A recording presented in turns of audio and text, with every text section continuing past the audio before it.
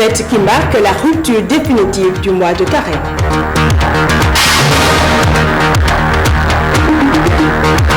Le flagrant taux de réussite des candidats au certificat d'études primaires session de juillet 2016 inquiète et appelle à une prise de conscience. C'est ce qui ressort des échanges entre les acteurs concernés par la question. Plus de précisions dans ce journal.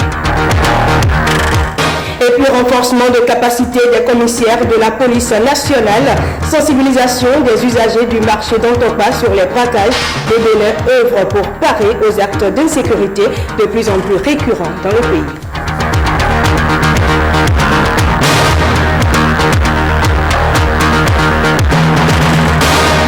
Madame, Monsieur, alors bonjour. Après un mois de jeûne marqué par des privations diverses, les musulmans ont fait la prière pour la célébration du Ramadan à la place Idi d'Akwapa Sobetes. L'imam de la mosquée centrale de Cotonou a exhorté les fidèles musulmans à se comporter envers le Seigneur comme s'ils le voyaient. Plus de précisions avec Jérôme Humbo.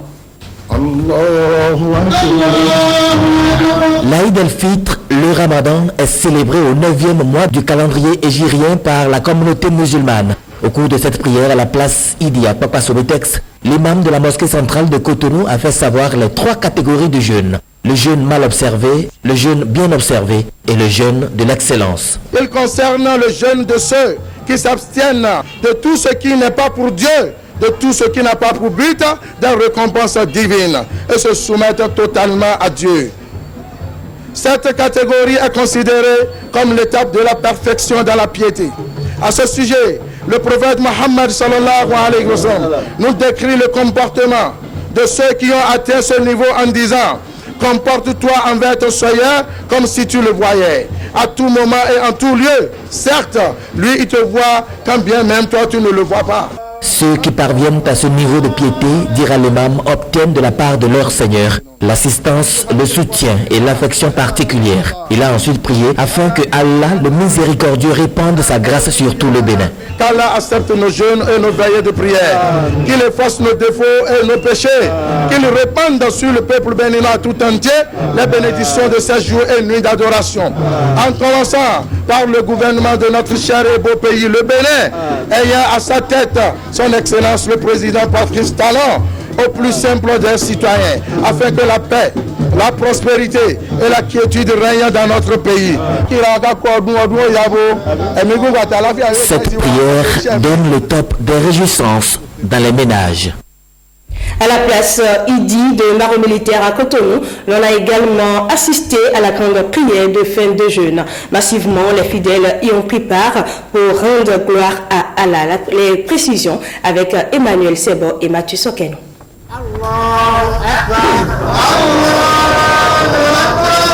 30 jours de jeûne et de privations diverses pour recharger l'esprit et tendre vers la sainteté. Les fidèles musulmans sortent de cette période de grâce et rallient la place Idi pour la prière appelée Aïd el-Fitr.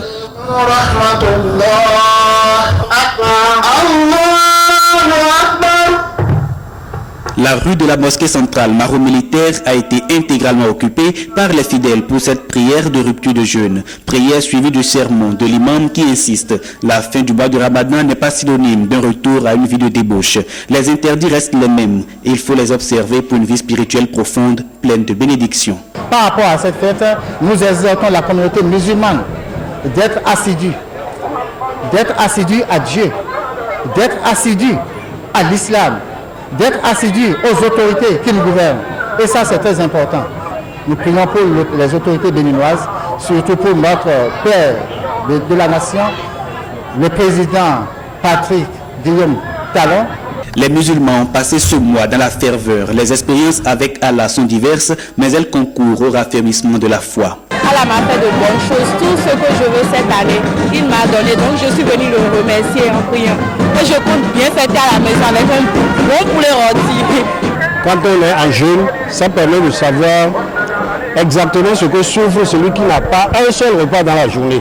Ça vous permet de vous mettre à sa place et de savoir comment vous tenir. Un comportement social bien. Pour la fête là, c'est bien passé quand même. Tout le monde s'est bien passé. Mais c'est le temps là qui est un peu dur. On n'a qu'à prier seulement, le temps n'a qu'à changer. Même des non-musulmans ont aussi rendu témoignage, fruit de leur proximité de foi avec cette communauté. Je suis musulman, mais je suis avec eux et j'ai vu que c'est un temps qu'ils ont respecté. Beaucoup sont dedans que j'ai observé, j'ai vu que vraiment c'est un moment sacré.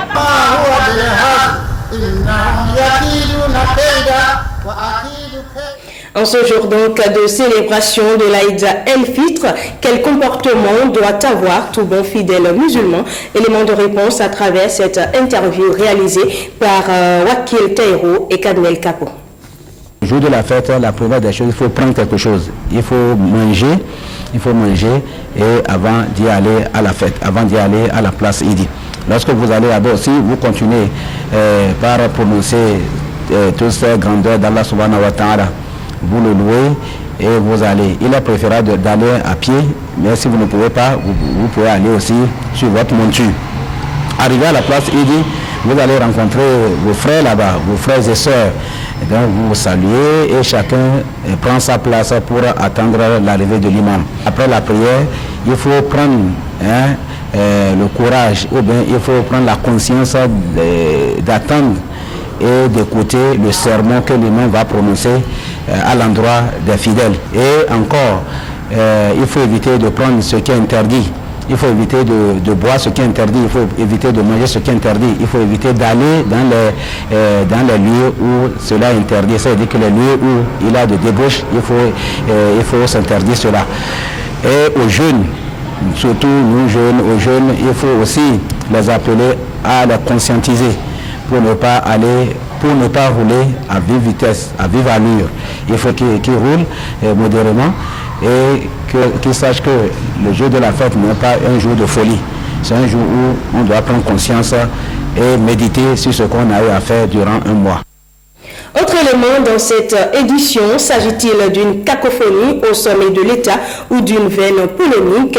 En effet, la taxation ou non de l'essence frelatée, communément appelée paillot, continue d'alimenter les débats et fait couler beaucoup d'encre et de salive. Et ce lundi, face aux acteurs des médias, le ministre d'État Abdoulaye Biotchane est revenu sur le sujet tout en indiquant la position du gouvernement. Il a également saisi cette occasion pour révéler les irrégularités qui avaient entaché le financement du projet de bitumage du contournement de Paraco. Il est au micro de Renaud Akapo. C'est une question qui nous a été posée encore à l'Assemblée par les députés. Le ministre des Finances y a répondu, mais apparemment tout le monde n'a pas entendu, surtout dans la presse. Il n'a jamais été question, en tout cas pour l'instant, de prélever des taxes sur le paillot. Quand le ministre des Finances a parlé de la situation sur le marché pétrolier, il a dit l'objectif du gouvernement, et je réitère cela, l'objectif du gouvernement est de rapprocher le prix sur le marché informel, donc le prix du paillot, et le prix dans les stations. De faire en sorte que les prix soient suffisamment proches pour que les consommateurs ne soient pas attirés vers le paillot. Il n'est pas question de mettre des impôts sur le paillot. Le projet Béterou, Tchaourou, Kassoala. Ce projet, le gouvernement de fin l'a présenté au financement de la Banque islamique de développement. Alors, pour un montant de 45 milliards. L'accord a été obtenu au mois de novembre. Un mois et quelques jours après, le même gouvernement dit à la BID, oh attendez, nous ne souhaitons pas que vous interveniez sur ce projet-là. Et au lieu de cela, il se retourne vers une entreprise béninoise et dit à cette entreprise, allez chercher de l'argent chez les banques commerciales et venez nous faire cette faute-là. Eh bien, c'est un bonheur pour cette entreprise. Puisque au passage, le coût du projet passe de 45 milliards à 65 milliards. Mais en même temps, lorsque l'entreprise arrive à mobiliser les banques commerciales, les conditions de financement des banques commerciales sont beaucoup plus onéreuses. Le taux d'intérêt est de 7,5%, la durée est de 10 ans, avec 3 ans de délai de grâce. Et de l'autre côté, la BID propose ce financement-là de presque 45 milliards à un taux d'intérêt maximum de 2%, à une durée de vie qui tourne autour de 18-20 ans, avec un délai de grâce qui varie entre 4 et 5 ans. Choisissez. Donc notre décision a été de dire, ce projet, lui au moins, a déjà un financement, un financier. Nous allons nous retourner vers lui pour dire, nous sommes disposés à revenir vers vous. Qu'est-ce qu'il y a de mauvais à ça? La décision du gouvernement sur ce projet, je le répète, est bien de maintenir ce projet et de le financer. Donc notre engagement sur ces différents projets que nous avons pour l'instant suspendus est de les revisiter un à un, de voir en quelle modalité nous allons financer chacun d'eux dans les mois qui viennent. À l'instant donc, les explications du ministre du Développement, Abdoulaye Biot Tchane. Relations diplomatiques avec le renforcement de l'axe Cotonou-Berlin. Les deux parties ont validé le rapport final au terme de 2 jours d'échange. La cérémonie qui a mis fin aux travaux a été présidée par le ministre des Affaires étrangères. On fait le point avec Samuel Adimé. 48 heures de consultation intergouvernementale entre les parties allemandes et béninoises et les débats débouchent sur un rapport de 12 pages. Les entretiens ont essentiellement trait aux questions de politique générale et des pôles d'intervention prioritaires pour le Bénin que sont les domaines de l'environnement, de la décentralisation et de l'agriculture. Les deux parties ont également accordé leur violon sur des axes dits hors prioritaires. La partie béninoise a également fait part de son souhait d'être davantage accompagnée, entre autres, dans le domaine du renforcement de ses capacités qui constituent l'une des priorités du gouvernement. À cet égard, elle a soumis à la partie allemande de nouveaux projets relatifs notamment à la construction, à l'exploitation de centrales électriques photovoltaïques, à la construction et au renforcement des réseaux électriques. Les débats menés augurent déjà d'heureuses perspectives pour le Bénin. La partie allemande actionne déjà sa machine diplomatique. J'ai été dans des discussions intensives avec mon collègue à Berlin, qui est en train d'écrire une instruction pour le groupe de travail Afrique demain à Bruxelles. Et j'ai donné mes mots à ça et une bonne contribution, et vous pouvez être assuré que c'est dans un esprit d'extrême amitié. Dans son approche novatrice de politique étrangère, le gouvernement béninois rassure de sa bonne foi d'accomplir sa part dans cet accord bilatéral. L'engagement du gouvernement de la République, c'est de faire en sorte que les obligations dont nous nous rendons débiteurs vis-à-vis de nos partenaires, que ces engagements-là sont respectés, que ces obligations-là, nous les honorons. Nous voulons désormais une coopération qui tient compte de la réalité du courant qui est aujourd'hui au cœur de l'action de coopération, à savoir une redevabilité mutuelle, mais une efficacité dans l'intérêt de ceux qui mettent les ressources à notre disposition, dans l'intérêt des populations qui attendent une amélioration de leurs conditions de vie. Ces assises de Cotonou interviennent en prélude aux négociations d'automne prochain à Berlin. Ce rapport validé par les deux parties veut en être un tremplin. Je vous l'annonce un titre, échange hier entre le directeur départemental des enseignants maternels, des enseignements maternels et primaires de l'Atlantique et du littoral, les enseignants et les parents d'élèves. Objectif, prendre acte du faible taux de réussite au certificat d'études primaires dans les 10 départements et interpeller la conscience collective. Suivez la déclaration du directeur départemental au micro de Ulvaïus Balogun et de Brice Thibauzon. Les résultats de cette année sont des résultats très peu élogieux, en ce sens que nous avons un taux faible de réussite. Un taux qui n'atteint même pas les 50%. Alors, quand nous prenons les résultats d'une manière générale, les départements de l'Atlantique et du littoral s'en sortent avec un taux de réussite de 47,90%. Je dis bien 47,90% pour un taux moyen national de 39,26%. Ce choc-là doit, disons, provoquer ce déséquilibre cognitif qui doit nous permettre à tout un chacun de nous remettre en cause, de faire une introspection en nous posant la question sur la trilogie, sinon les questions sur la trilogie, apprentissage, enseignement et évaluation. Quel type d'apprentissage nous faisons subir nos enfants? Quel type d'enseignement nous donnons à nos enfants? Quel type d'évaluation donnons-nous à nos enfants? Voilà les questions fondamentales. Et je crois que le Bénin digne, le Bénin prospère de demain passe par la résolution, par la solution, sinon les solutions à ces différentes questions. L'OHADA, c'est l'Organisation pour l'harmonisation du droit des affaires en Afrique.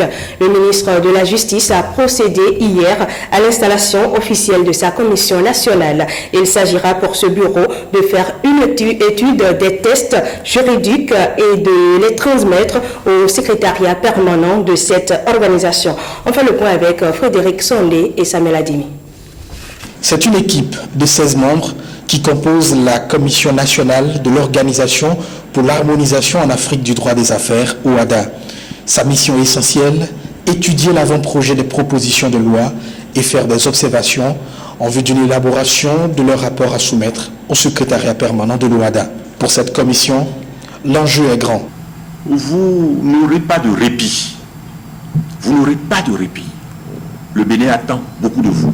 Le gouvernement attend beaucoup de vous. Et l'OHADA attend beaucoup de vous. Nous avons des avis à donner sur des projets d'actes uniformes. Nous avons des activités à mener pour rendre dynamique notre participation à l'OHADA. Et c'est pour cela que, en vous installant ce matin, je vous dis toute la fierté du gouvernement. Je vous dis toute notre fierté. Je vous dis tous nos encouragements. La Commission nationale de l'OHADA prend la mesure du challenge qui l'attend. Sur sa table, déjà, des dossiers urgents. La plus urgente actuellement, c'est que le secrétariat permanent nous a transmis un acte uniforme sur l'organisation et l'harmonisation des comptabilités des entreprises en matière de droit OHADA. Et donc, nous avons 90 jours pour produire les observations du Bénin. Le délai a déjà commencé à courir depuis le 8 juin. Et donc, si nous ne faisons pas vite, c'est comme si nous serions forclos. À l'aune de l'installation de cette commission nationale, la diffusion du droit OHADA pour une meilleure vulgarisation du droit des affaires. Parlons à présent des sécurités des personnes et des biens avec les commissaires de la police nationale. Ils sont depuis ce lundi à l'école du droit des conflits armés et la gestion des crises. Ce renforcement des capacités de 5 jours est assuré par l'Institut de formation et de recherche pour la paix et la sécurité internationale. Les connaissances sont transmises à l'École nationale supérieure de la police. Ibrahim Lavani pour plus de précisions. Les opérations de maintien de la paix dans les États en conflit reposent sur plusieurs exigences. Les forces de l'ordre et de sécurité publique béninoises participent généralement à ces genres d'opérations pour le compte des Nations Unies. Cette session de formation à l'endroit des commissaires de la police nationale prend donc en compte plusieurs notions du droit international humanitaire. Vous aurez droit à des communications portant notamment sur la sécurité internationale, les opérations de maintien de la paix, la conduite des hostilités, le fonctionnement des tribunaux internationaux. Introduction au problème de sécurité internationale, enjeux des conflits internationaux contemporains et leur analyse. La protection des personnes au pouvoir de l'ennemi, la responsabilité internationale et la répression des violations. Le Bénin n'est certes pas en conflit, mais cette formation des cadres de la police nationale est capitale. En acquérant ces connaissances, ils seront déjà aguerris de leur comportement du terrain.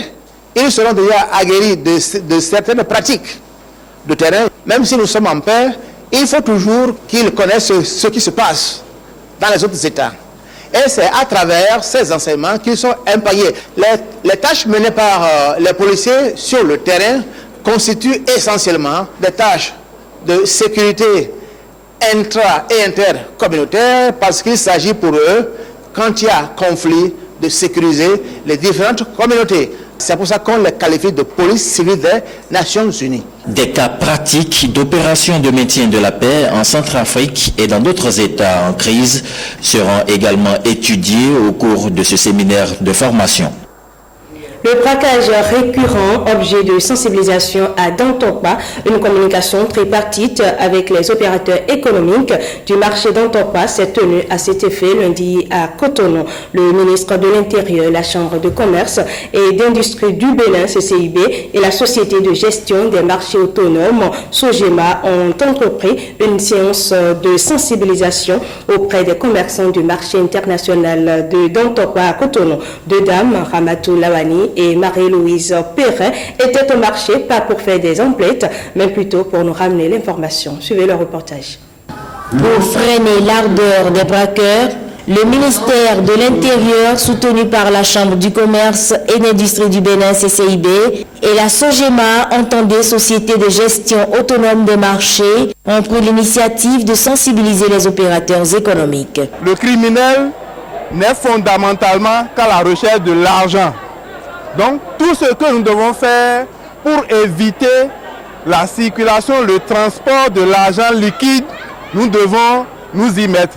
C'est dans ce cadre que nous sommes là aujourd'hui avec les banques, les réseaux mobiles qui ont développé des systèmes de transfert d'argent pour expliquer aux gens qu'il ne sert à rien aujourd'hui de voyager avec de l'argent liquide au risque de sa vie. La mission régalienne de la Chambre, c'est de la défense, de la protection des intérêts des opérateurs économiques. C'est leur maison fortière. Donc c'est pourquoi quand le gouvernement a pris cette mesure de sensibilisation, que nous, on était déjà en train de réfléchir comment, surtout le marché international, sécuriser pour que la libre circulation des biens et des services soit une réalité. Une sensibilisation permanente ensemble avec la SOGEMA, nous allons nous associer. La SOGEMA accompagne ces bonnes dames à travers plusieurs outils de communication. Nous avons la radio SOGEMA qui sensibilise au jour le jour sur donc, les comportements à adopter pour éviter donc, les cas de braquage et consorts. Deuxième élément, la SOGEMA même entend mettre dans tout le marché un système de sécurisation terrible qui va consister donc à installer les caméras cachées dans les marchés, qui va consister également à mettre les postes de police avancés dans le marché pour éviter donc les cas de braquage. La SOGEMA est à pied d'œuvre pour procéder à des études avant d'installer donc les caméras cachées. Mais comme pour l'installation des caméras cachées au niveau de la surveillance, ça va prendre du temps, on a souhaité que, comme les boutiques ne sont pas aussi grandes, que les bonnes dames déjà commencent par placer des petites caméras cachées dans leur boutique d'abord, avant que la SOGEMA n'arrive en renfort donc, pour installer les caméras cachées dans tout le marché. L'appui des structures responsables de gestion du commerce est indispensable dans cette lutte contre la délinquance au Bénin. Le ministère de la Santé, le Fonds mondial pour l'assainissement, organise une consultation nationale sur l'accès aux services adéquats d'assainissement et d'hygiène. C'est dans le cadre de l'élaboration de la stratégie globale 2017-2020 du Conseil de concertation pour l'approvisionnement en eau et assainissement. La cérémonie d'ouverture de l'atelier a eu lieu hier à l'hôtel Azalaï de Cotonou. On fait le point avec Bolo Koutebo, Aurélie Sautan. Réunit les principaux acteurs du sous-secteur eau et assainissement en vue de recueillir des propositions concrètes dans le cadre de l'élaboration d'une nouvelle stratégie de développement pour la période 2017-2020. Tel est l'objectif de cette consultation nationale organisée avec l'appui du Fonds mondial pour l'assainissement. La promotion de l'hygiène et de l'assainissement de base est l'une des priorités, sinon la première, de notre plan national de développement sanitaire.